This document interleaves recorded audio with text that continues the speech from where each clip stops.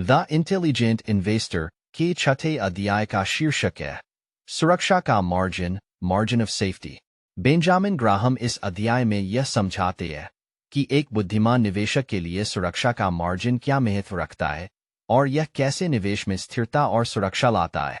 अध्याय 6 सुरक्षा का मार्जिन।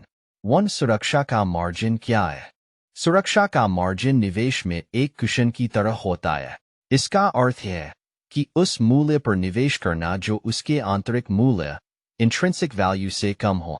अगर किसी संपत्ति का आंतरिक मूल्य उसके बाजार मूल्य से अधिक है तो यह संकेत है कि निवेश में सुरक्षा का मार्जिन मौजूद है जो जोखिम को कम करने में मदद करता है।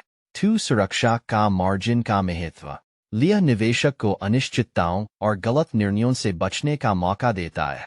बाजार की अस्थिरता और बदलावों के समय में भी यह मार्जिन निवेशकों को वित्तीय सुरक्षा प्रदान करता है।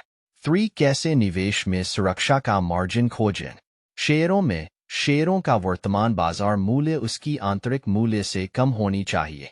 यह तभी मुमकिन है जब कंपनी की आंतरिक संपत्ति और लाभ कमाने की क्षमता बाजार में उसकी कीमत से अधिक हो। बॉन्ड्स में सुरक्षा का मार्जिन तब होता है जब बॉन्ड की आय, यील्ड और कंपनी की वित्तीय स्थिति निवेशकों को पर्याप्त सुरक्षा देती है।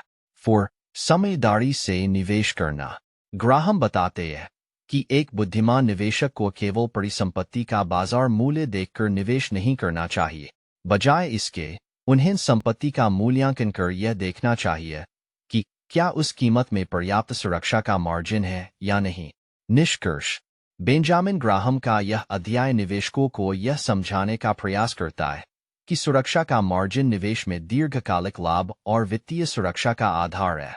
इसका मुख्य उद्देश्य जोखिम को कम करना और निवेश को सुरक्षित बनाना है ताकि लंबी अवधि में एक मजबूत वित्तीय आधार बन सके।